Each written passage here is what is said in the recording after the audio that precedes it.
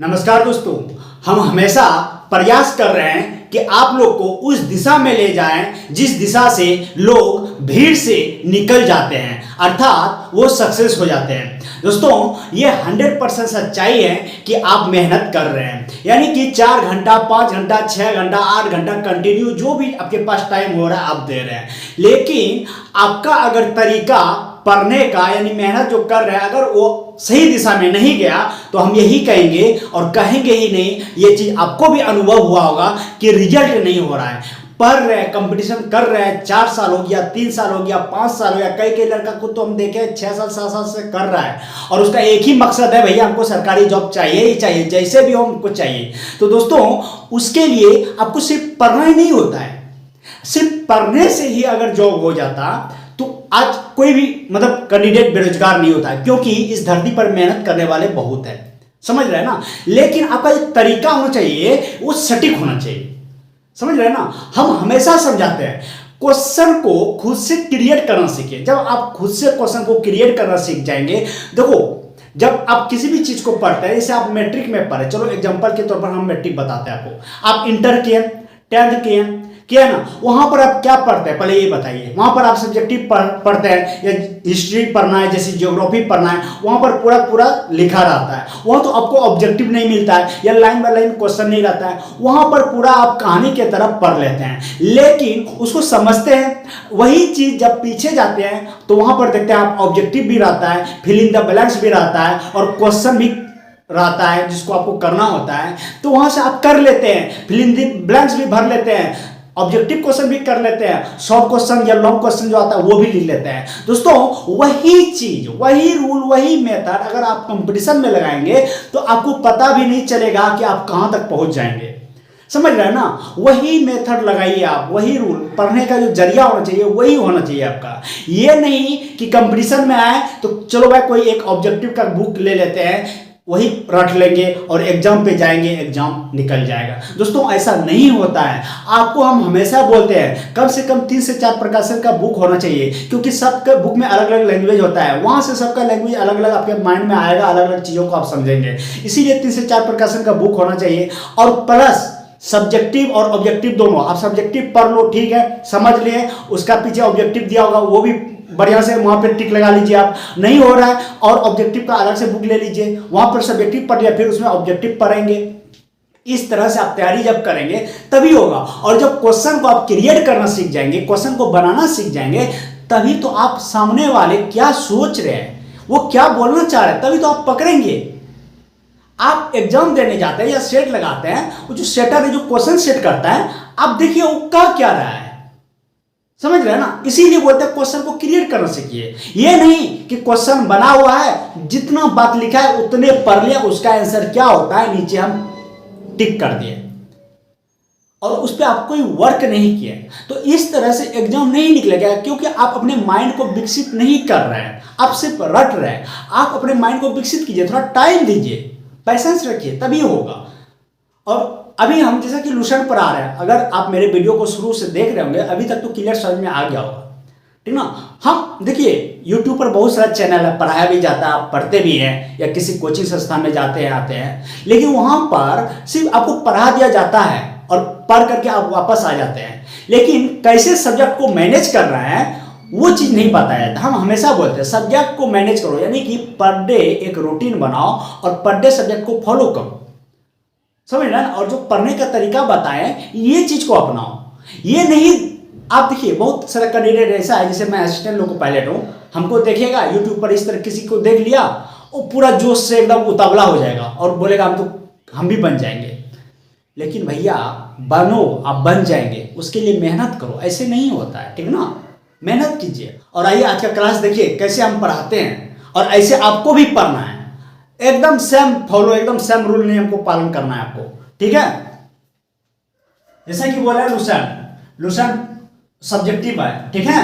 और ये page number 92 है, भूगोल है, और उसमें वायुमंडलीय दाब ये राशियां हम पढ़ा चुके हैं, ठीक है ना। आज जो पढ़ेंगे हम लोग, आज क्या पढ़ेंगे, वायु कटिबंध। क्या पढ़ेंगे, वायु कटिबंध। दोस्तों वायु दाब कटिबंध, वायु दाब पढ़ चुके हम लोग, वायुमंडल पढ़ चुके हम लोग, वायु दाब कटिबंध पढ़ेंगे। देखो वायु दाब तो हम लोग जान रहे हैं क्या होता है, कटिबंध। कटिबंध क्या होता है? एक्चुअली पृथ्वी को समझ रहे हैं ना, पृथ्वी को 4 गोलार्धों में बांटा गया है, उत्तरी, दक्षिणी, पूर्वी, पश्चिमी, 4 गोलार्धों में। लेकिन उसमें जो विषुवत रेखा होता है, आप लोग विषुवत रेखा पढ़े होंगे, विषुवत रेखा, भूमध्य रेखा, वहां से उत्तरी गोलार्ध या दक्षिणी गोलार्ध में जब भी आप जाते हैं तो पृथ्वी को अलग अलग भागों में डिवाइड किया गया है, और जो डिवाइड करने का तरीका है वो ताप है, यानी ताप के आधार पर बांट दिया गया है। जैसे हमारे राज्य, हमारे जो भारत में कितने सारे राज्य हैं, हाँ, सबको बांटा गया है कल्चर के हिसाब से, वहां का संस्कृति, भाषा, पहनावा और आवा क्या है उसके आधार पर बांटा गया। उसी तरह पृथ्वी को 4 भागों में डिवाइड किया गया है ताप के आधार पर, उसी को हम लोग कहते हैं कटिबंध। तो वायु दाब यानी ताप के आधार पर जो पृथ्वी को 4 भागों में डिवाइड किया गया है, तो उसी को हम लोग बोलते हैं कटिबंध, ठीक ना। तो 4 भागों में डिवाइड किया गया है, जैसा कि हम बोले किसके आधार पर, ताप के आधार पर, समझ रहे ना, जिसको हम लोग कटिबंध बोलते हैं। तो जिसमें से पहला जो है वो है विषुवत रेखा निम्न वायुदाब, विषुवत रेखा निम्न वायुदाब। दूसरा जो है उपोष्ण, उपोष्ण उच्च वायुदाब, उच्च वायुदाब। तीसरा जो है उपध्रुवीय, उपध्रुवीय निम्न वायुदाब। और चौथा है ध्रुवीय उच्च वायुदाब। क्या होता है, कैसे इसका नाम पड़ा, सारा चीज इसमें हम लोग जानेंगे, ठीक है। जैसा कि हम लोग देख रहे हैं यहाँ पे फिगर पर, एक बार फिगर को देखिए, ये क्या है, विषुवत रेखा। दोस्तों आप लोग जानते हैं, नहीं जानते हैं तो अभी आपको पता चल जाएगा, विषुवत रेखा हो या भूमध्य रेखा, दोनों एक ही होता है, दोनों 0 डिग्री पर स्थित होते हैं, जो कि यहां पर सूर्य की किरणें हमेशा बराबर लंबवत पड़ता है, यानी कि ये जो इसका जो डिस्टेंस है सूर्य से, यानी कि काफी दूर नहीं है, पास है। इसके कारण क्या होता है, यहां पर सूर्य की किरणें हमेशा लंबवत पड़ता है, और लंबवत पड़ने के कारण ही दिन और रात बराबर होता है। दिन और रात जो है वो हमेशा सालों भर याद रखिएगा, सालों भर यहां पर बराबर होता है। जैसे हमारे यहाँ क्या होता है, कभी 5 बजे शाम, अभी जैसे गर्मी सीजन आ गया, 6 या 6:30 या 7 बजे तक अंधेरा होता है, ठंडी सीजन आता है 5 बजे ही होता है। लेकिन यहाँ पर ऐसा नहीं होता, यहाँ पर क्या होता है, 4 बजे हो रहा है 4 बजे होगा, ठंडी हो गर्मी हो कुछ कोई मतलब नहीं है। यही बोलता है यहाँ दिन भी बराबर होता है और रात भी बराबर होता है, यानी कि अभी दिन छोटा, अभी क्या हो रहा है, दिन बड़ा हो रहा है, रात छोटा हो रहा है। यहाँ पर ऐसा नहीं होता है, यहाँ पर इक्वल होता है, समझ रहे ना। ये हो गया विषुवत रेखा, ये हो गया उपोष्ण उच्च और उपध्रुवीय निम्न और ध्रुवीय उच्च। वही चीज है इधर भी, उपोष्ण उच्च, उपध्रुवीय निम्न और ध्रुवीय निम्न, समझ रहे ना। चलिए इसको एक एक करके हम लोग बारीकी से समझते हैं। तो दोस्तों पहला है जैसा कि विषुवत रेखीय निम्न वायुदाब। विषुवत रेखीय, ये तो समझ रहे विषुवत रेखा पर निम्न वायुदाब क्यों, जैसा कि बोले यहाँ पर दिन और रात बराबर होता है, ऐसा क्यों, अभी जस्ट बताएं कि यहाँ पर जो है सूर्य की किरणें लंबवत पड़ती है, लंबवत पड़ने के कारण ही यहाँ पर दिन और रात बराबर होता है। दोस्तों जहां पर सूर्य की किरणें लंबवत गिरेगा, यानी कि कंटिन्यू हमेशा, वहां पर सोचिए वायु जो होगा, वहां पर हवाएं जो होगी कितने गर्म, मतलब सोच सकते हैं। जैसे यहाँ पर देखिए 12 बज रहा है, आप जहां पे यही 12 बजे जब दोपहर होता है, देखिए किस तरह एकदम पूरा वायुमंडल एकदम वातावरण जो होता है किस तरह गर्म हो जाता है। और यहाँ पर सोचिए हमेशा सूर्य की किरणें लंबवत पड़ता है। अभी हमारे यहाँ क्या होता है, क्षैतिज सूर्य की किरणें आती है, हल्का सन मतलब लाल दिखता है, फिर जैसे जैसे दिन होते जाता है वैसे वैसे उसका रोशनी बढ़ते जाता है, यानी सूर्य की किरणें जैसे जैसे सूर्य पास आते जाता है उसका किरणें हम लोग को तेज दिखाई पड़ता है, और धीरे धीरे वो व्हाइट, जैसे जैसे तेज दिखाई पड़ेगा स्वाभाविक है व्हाइट दिखाई देगा। उसी तरह यहाँ पर ऐसा नहीं होता, यहाँ पर क्या होता है, डायरेक्ट सूर्य की किरणें हमेशा लंबवत गिरता है, समझ रहे हैं ना। इसीलिए यहाँ पर दिन और रात बराबर होता है। और सोचो जैसे कि पृथ्वी जैसे जैसे गर्म होती है, हवा जो होती है मतलब वायु जो होता है वो गर्म हो जाती है, गर्म होने के बाद वो हल्की हो जाता है, और हल्की होगा और उसमें रफ्तार पकड़ जाता है। तो यहाँ पर दोस्तों हमेशा लंबवत पड़ने के कारण यहाँ का जो वातावरण है हमेशा गर्म रहता है, और यहाँ का वायु वातावरण गर्म है, यानी वायु गर्म है। जब वायु गर्म होता है तो वहां पर क्या होता है, हमारे यहाँ से पवन क्या है, क्षैतिज चलता है, धरातल में चलता है। लेकिन यहाँ पर ऐसा ना चल करके यहाँ पर क्या होता है, वायु पृथ्वी स्तर से ऊपर की ओर जाता है और वहां जाकर के फिर फैल जाता है, यानी कि नीचे से ऊपर जाता है, समझ रहे ना। नीचे से ऊपर ऐसे नहीं चलता है, ऐसे नहीं चलता है, नीचे से ऊपर। जैसे सूर्य की किरणें ऊपर से पड़ता है, ये गर्म होता है, यहां से क्या होता है, वायु ऊपर उठ जाता है, ऊपर उठ करके आसमान में ऊपर फिर आकर के यहाँ और उच्च वायु दाब इधर है, इधर ऐसे फैल जाता है। तो इस तरह से क्या होता है यहाँ पर कि शांत पाया जाता है। यहाँ जो माहौल रहता है, जो वातावरण होता है शांत रहता है। हमारे यहाँ जैसे क्या है, जैसे को आंधी तूफान कब आता है, जब एयर जो है, वायु जो है ऐसे चलेगा तब ना, यानी कि इधर से इधर या इधर से इधर चलेगा तब ना, यानी क्षैतिज तल में चलेगा तब ना। लेकिन यहाँ क्षैतिज तल में ना चल करके लंबवत चलता है वायु।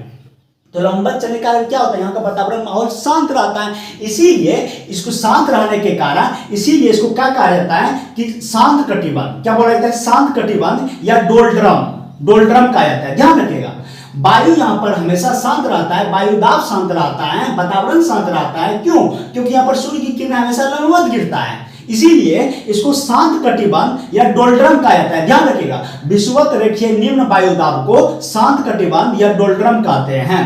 दोस्तों, निम्न वायुदाब इसका नाम इसलिए पड़ा, जैसा कि हम बताते हैं कि देखो वायु दाब में भार कब आएगा, जब उसमें नमी आएगा। यहां पर देख रहे हैं कि विषुवत रेखा पर लंबवत सूर्य की किरणें पड़ रहा है। इसके कारण क्या होता है, वायु सूखा रहता है और वहां पर जो एयर होता है वो क्षैतिज में ना चल करके वो ऊपर उठ रहा है, लंबवत की ओर उठ रहा है। यहाँ पर वायु दाब कम पाया जाता है, बिल्कुल कम पाया जाता है। इसीलिए इसका नाम रखा गया है निम्न वायुदाब। निम्न वायुदाब रखा गया है, विषुवत रेखा पर है निम्न वायुदाब, इसीलिए इसको बोलते हैं विषुवत रेखा निम्न वायुदाब। ठीक है, ये चीज समझ लें।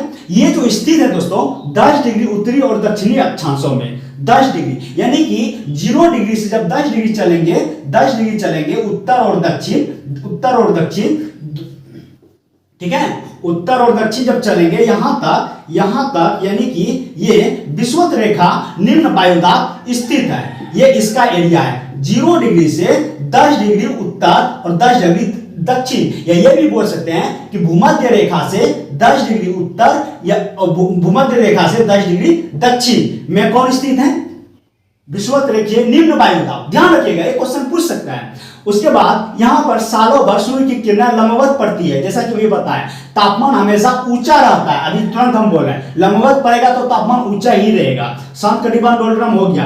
पृथ्वी के घूर्णन का वेग सबसे अधिक होता है। दोस्तों एक चीज ध्यान रखना, पृथ्वी जो अपने अक्ष पर कितना झुका हुआ है, 23.5 डिग्री। पृथ्वी अपने अक्ष पर 23.5 डिग्री झुका हुआ है, ठीक है। और जो चीज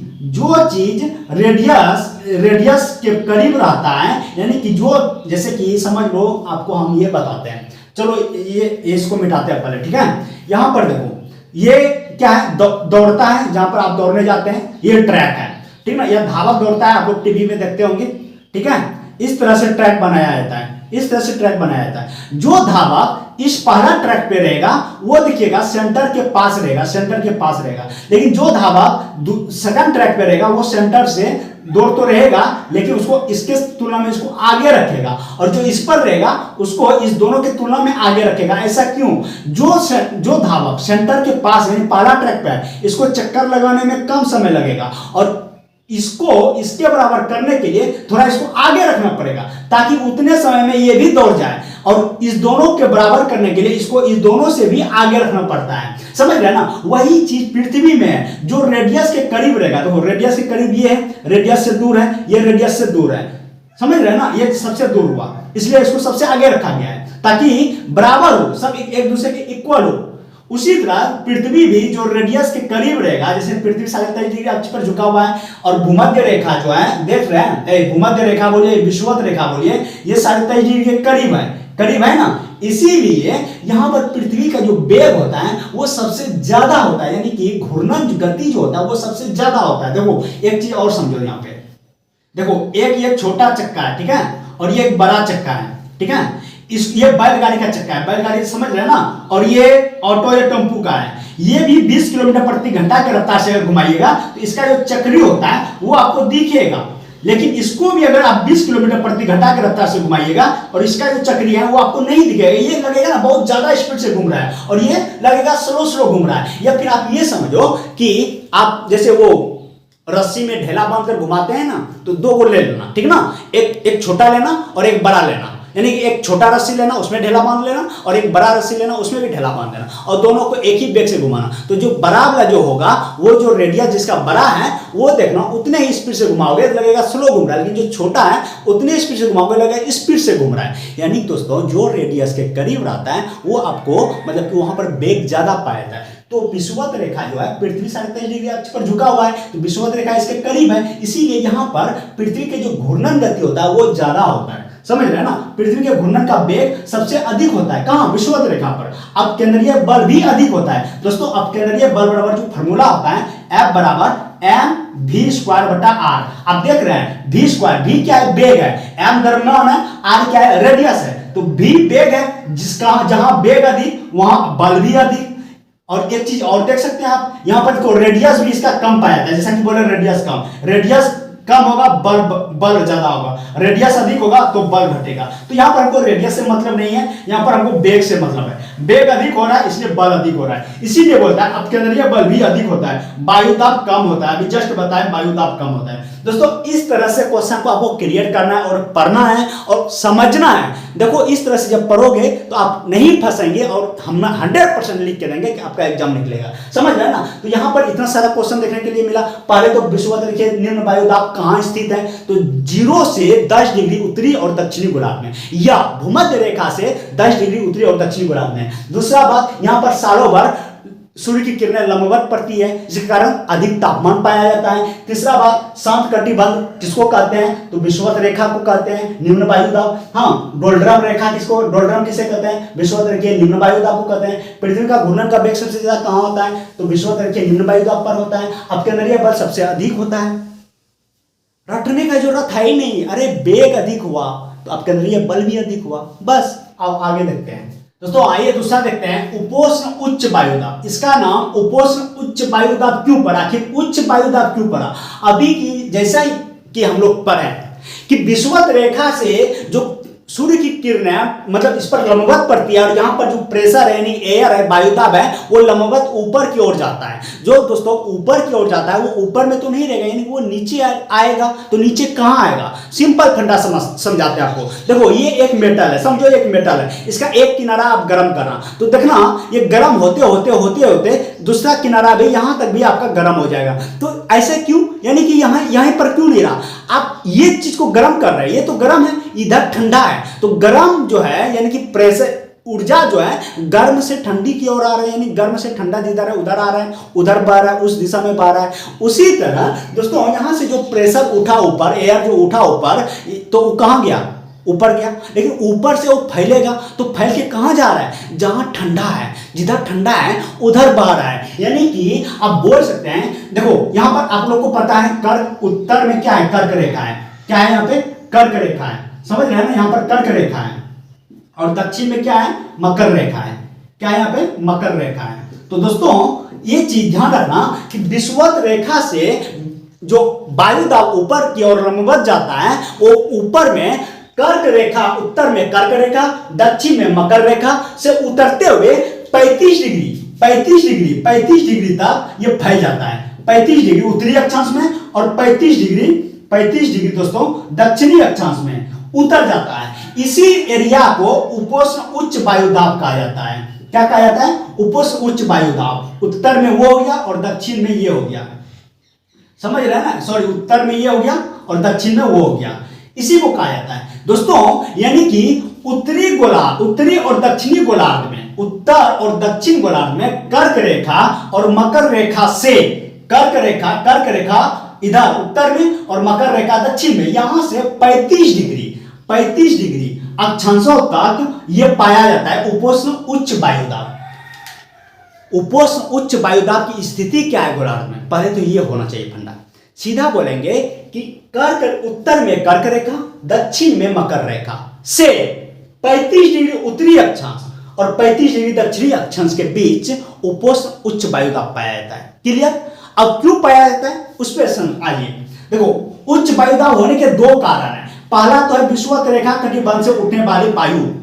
अभी जस्ट बताया, विषुवत रेखा से जो वायु उड़ता है वो ऊपर जाता है, ऊपर में जा करके वो कर्क रेखा से 35 डिग्री तक उतर जाता है और दक्षिण में मकर रेखा से 35 डिग्री तक उतर जाता है। और यहाँ पर जो पाया जाता है वो ठंडा पाया जाता है, यानी कि उसमें नमी आ जाती है। और हमेशा बोलते हैं जब वायु में नमी आएगा, वायु के भार द्वारा लगाए गए दाब या बल को ही वायु दाब कहते हैं। तो यहाँ पर दोस्तों ज़्यादा पाया जाने के कारण यहाँ पर वायु दाब ज़्यादा पाया जाता है, इसीलिए लिखा गया है उपोष्ण उच्च वायु दाब। और दूसरा जो कारण है वो है पृथ्वी का दैनिक गति। दैनिक गति किसको बोलते हैं, पहले तो ये समझते हैं दैनिक गति क्या है। दैनिक गति बोलिए या घूर्णन गति बोलिए, घूर्णन गति, घूर्णन गति। दोस्तों आप लोग को पता है कि पृथ्वी अपने अक्ष पर 23.5 डिग्री झुका हुआ है और अपने अक्ष पर वो घूर्णन करता है, यानी कि चक्कर को पूरा करता है। तो वो जो घूर्णन करता है, घूर्णन करने का जो समय है 24 घंटा, यानी 24 घंटे में 360 डिग्री का कोण बनाता है। आप सीधा सीधा बोल सकते हैं या 23 घंटा 56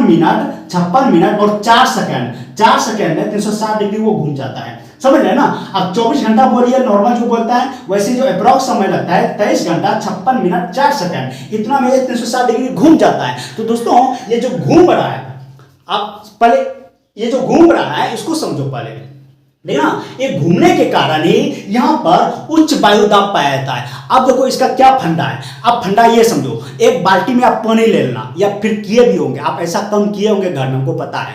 बाल्टी में पानी ले करके उसको घुमाना, बाल्टी का जो कड़ी है उसको पकड़ करके घुमाना, पानी भरा हुआ रहेगा, देखना बाल्टी से पानी नहीं गिरेगा, एक बूंद भी नहीं गिरेगा। या किसी ऐसा कमंडल समय ले लेना और ऐसा कम करना, नहीं होगा। ऐसा क्यों, वहां पर क्या होता है ना, जो पानी है जो बाल्टी का परत है उसको पकड़ लेता है, उससे चिपक जाता है, यानी कि वहां पर बोल सकते हैं उसका जो चारों ओर प्रेशर घूमता है, यानी एयर घूमता है, वो उसको दाब के रखता है, समझ रहे हैं ना, वो प्रेशर के वजह से वैसा होता है। तो वही दोस्तों यहाँ भी पृथ्वी क्या कर रहा है, अपने अक्ष पर घूम रहा है, ऐसे ऐसे घूम रहा है। तो यहाँ पर जो वायु है वो क्या होता है, उसका प्रेशर यानी पृथ्वी के परे से चिपक जाता है, यानी ऊपर से उस पर दबाव जाता है, इसीलिए यहाँ पर उच्च वायु दाब पाया जाता है। इसीलिए इसका नाम रखा गया है उपोष्ण उच्च वायु दाब, उपोष्ण उच्च वायु दाब। क्लियर, उपोष्ण उच्च वायु दाब कहाँ स्थित है, क्लियर हो गया। यहाँ पर उच्च वायु दाब क्यों पाया जाता है, दो उसका कितने रीजन है, 2 रीजन है। पहला तो विषुवत रेखा कटिबंध से उठने वाली वायु, दूसरा है पृथ्वी का दैनिक गति बोलिए या घूर्णन गति बोलिए, समझ रहे ना।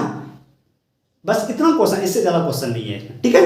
आइए दोस्तों आगे देखते हैं, हम समझते हैं। जैसे कि अभी 2 पढ़ चुके हैं, तीसरा है ये उपध्रुवीय निम्न वायु दाब। अब इसके बारे में समझते हैं, उपध्रुवीय निम्न वायु दाब। जैसे कि यहाँ पे फिगर में यहाँ पे आपका उपध्रुवीय निम्न वायु दाब। दोस्तों अभी तो आप लोगों को क्लियर समझ पे आ गया होगा कि उच्च वायु दाब नाम क्यों पड़ा है, तो निम्न वायु दाब नाम क्यों पड़ा है। उपध्रुवीय, ध्रुव के नीचे जो स्थान है उसको उपध्रुवीय नाम दिया गया है। और निम्न वायु दाब, यहाँ पर निम्न दाब पाए जाने के कारण इसका पूरा जो नाम रखा गया है उपध्रुवीय निम्न वायु दाब। दोस्तों ये स्थिति जो है, इसका स्थिति पहले देखते हैं। हम लोग को पता है कि उत्तर में आर्कटिक वृत्त है, यहाँ पर क्या है, आर्कटिक वृत्त,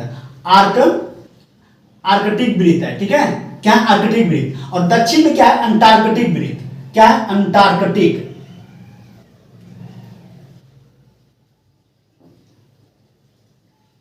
अंटार्कटिक वृत्त है, ठीक है। तो दोस्तों उत्तर में आर्कटिक वृत्त और दक्षिण में अंटार्कटिक वृत्त। दोस्तों 45 डिग्री से, ध्यान रखिएगा 35 डिग्री यहाँ है ना, चलो थोड़ा आगे बढ़ गए, 45 डिग्री से जब आप आर्कटिक वृत्त तक पहुंचेंगे, आर्कटिक वृत्त तक उत्तर में, और फिर यहाँ 45 डिग्री से, यहाँ फिर 45 डिग्री से दक्षिण में अंटार्कटिक वृत्त तक आएंगे आप, अंटार्कटिक वृत्त तक, यहाँ जो स्थिति है वो है उपध्रुवीय निम्न वायु दाब। ध्यान रखिएगा पहला पॉइंट जो है उपध्रुवीय निम्न वायु दाब की स्थिति क्या है, हाँ गोलार्ध में, तो बोलेंगे कि 45 डिग्री से उत्तर में आर्कटिक वृत्त तक और दक्षिण में अंटार्कटिक वृत्त तक जो स्थिति है वो है उपध्रुवीय निम्न वायु दाब का। 45 डिग्री उत्तर और दक्षिण अक्षांशों से आर्कटिक और अंटार्कटिक वृत्तों के बीच, समझ रहे ना, उत्तर में आर्कटिक और दक्षिण में अंटार्कटिक वृत्तों के बीच में स्थिति है उपध्रुवीय निम्न वायु दाब का। अब निम्न वायु दाब के यहाँ पर क्यों पाया जाता है दोस्तों, जैसा कि बोल रहे हैं कि कहीं पर सूर्य की किरणें लंबवत पड़ रहा है, कहीं पर कुछ पहले गिर रहा है, कहीं पर कुछ बाद में गिर रहा है। यहाँ पर क्या होता है, यहाँ पर नॉर्मल है ना, ज्यादा भी नहीं हो रहा है, ना ज्यादा लेट से आ रहा है, ना ज्यादा पहले सूर्यास्त हो रहा है, ना पहले सूर्य उदय हो रहा है, ना बाद में सूर्यास्त हो रहा है, नॉर्मल है, यानी मीडियम है। इसके कारण क्या होता है, यहाँ पर ना तो ज्यादा गर्मी ना तो ज्यादा ठंडी, इसीलिए यहाँ पर जो प्रेशर है ना तो ज्यादा उसमें नमी है ना ज्यादा सूखा है, इसीलिए मीडियम में, इसीलिए निम्न वायु दाब पाया जाता है। यहाँ पर जो वायु दाब पाया जाता है वो निम्न पाया जाता है, इसीलिए इसका जो नाम पड़ा गया है निम्न वायु दाब। उपध्रुवीय है, उपध्रुव है, इसीलिए इसका पूरा नाम रखा गया उपध्रुवीय निम्न वायु दाब। सेम चीज यहाँ पे भी है। अब आइए आगे समझते हैं, और इसमें कुछ नहीं पढ़ना ज्यादा। ध्रुवीय उच्च वायुदाब, ध्रुव ध्रुव तो आप लोगों को पता है, उत्तरी ध्रुव दक्षिणी ध्रुव, तो यहाँ पर उच्च वायुदाब पाया जाता है। ऐसा क्यों? देखो यहाँ पर पहले समझो, 80 डिग्री उत्तरी और दक्षिणी अक्षांशों से उत्तर और दक्षिणी ध्रुवों तक। देखो अभी तो लोग 45 डिग्री यहाँ से समझो 80 डिग्री है, ठीक है। 80 डिग्री से जब उत्तर की ओर बढ़ेंगे तो यहाँ पर उत्तरी ध्रुव तक, तो यहाँ पर ध्रुवीय उच्च वायुदाब है। और उसी तरह 80 डिग्री से दक्षिण की ओर जाएंगे तो दक्षिणी ध्रुव तक, तो यहाँ पर ध्रुवीय उच्च वायुदाब देखने के लिए आपको मिलेगा। तो दोस्तों यहाँ पर जैसा कि आप लोग, इसमें तो कुछ समझाने वाली बात है नहीं। ध्रुवीय यानी कि वो उत्तरी ध्रुव में है, ये दक्षिणी ध्रुव में है। जब 80 डिग्री से उत्तर की ओर बढ़ेंगे तो वहां पर ध्रुवीय उच्च वायुदाब मिलेगा, और जब 80 डिग्री से दक्षिण की ओर जाएंगे तो यहाँ पर भी ध्रुवीय उच्च वायुदाब मिलेगा। तो दोस्तों यहाँ पर उच्च वायुदाब क्यों पाया जाता है? कारण यह है कि जब आप देख रहे हैं कि विषुवत रेखा से कितना दूर है। अभी आप लोग देखें कि विषुवत रेखा पर सूर्य की किरणें लंबवत गिर रहा है, लेकिन यहाँ पर जब ऊपर से उच्च वायुदाब पड़ा है तो यहाँ पर ऐसा नहीं है। जब ध्रुवीय निम्न वायुदाब पड़ा है यहाँ पर भी ऐसा नहीं है। यानी कि जैसे जैसे हम विषुवत रेखा से, भूमध्य रेखा से दूर जा रहे हैं, वैसे वैसे सूर्य की किरणें क्षैतिज मिल रहा है हमको। यानी कि आप देख रहे हैं सबसे पहला जो सूर्योदय होता है कहाँ होता है? अरुणाचल में, अरुणाचल प्रदेश में होता है। उसके बाद धीरे धीरे हर जगह होता है ना। तो वहां पर जो सूर्य, वो क्या है, सूर्य के करीब है, आप ये बोल सकते हैं, तभी तो वहां पर सूर्य की किरणें पहले गिरती हैं। उसी तरह ये करीब है, यहाँ पर सूर्य की किरणें पहले गिर रहा है, लेकिन ये दूर है। दोस्तों यहाँ पर स्वाभाविक है कि यहाँ पर सूर्य की किरणें एक तो लेट से भी आ रहा है और कम समय तक आ रहा है। तो स्वाभाविक बात है यहाँ पर वायु में क्या होगा, नमी होगा, और ज्यादा मात्रा में नमी होने के कारण हम क्या बोलते हैं, वायु के भार द्वारा लगाए गए दाब को ही वायुदाब बोलते हैं। तो उसमें क्या होता है, भार आ जाता है, ज्यादा भार हो जाता है, इसीलिए इसको बोला गया है उच्च वायुदाब वाली जगह। इसीलिए पूरा जो नाम रखा गया है ध्रुवीय उच्च वायुदाब, इसीलिए दोस्तों रखा गया है ध्रुवीय उच्च वायुदाब। समझ रहे हैं ना। और ये जो स्थिति है उस 80 डिग्री उत्तरी और दक्षिणी गोलार्धों में, हाँ, से ध्रुवों तक। तो इस तरह से आप लोग पढ़िए, समझ रहे हैं ना दोस्तों। हम देखो, हमको पता है, लूसेंट सबके पास है, हमको जरूरी नहीं है यहाँ पे आकर के बकर करना। हम आपको सिखाना चाह रहे हैं दोस्तों, आप पढ़ना सीख लो, पढ़ना सीख जाएंगे, आप नहीं भटकेंगे। हम सिर्फ लूसेंट का ही बात नहीं कर रहे, आपके पास जितना बुक है सबसे पढ़ो आप। जब आप क्लियर फंडा समझ जाएंगे तो आपको क्लियर समझ में आ जाएगा। हम हमेशा बोलते हैं आपका सिलेक्शन होने से कोई नहीं रोक पाएगा, ठीक है। उम्मीद करेंगे सारी चीज़ समझ में आया होगा। कोई भी डाउट हो तो कमेंट सेक्शन में कमेंट कीजिए। मिलते हैं नेक्स्ट वीडियो में, तब तक के लिए जय हिंद।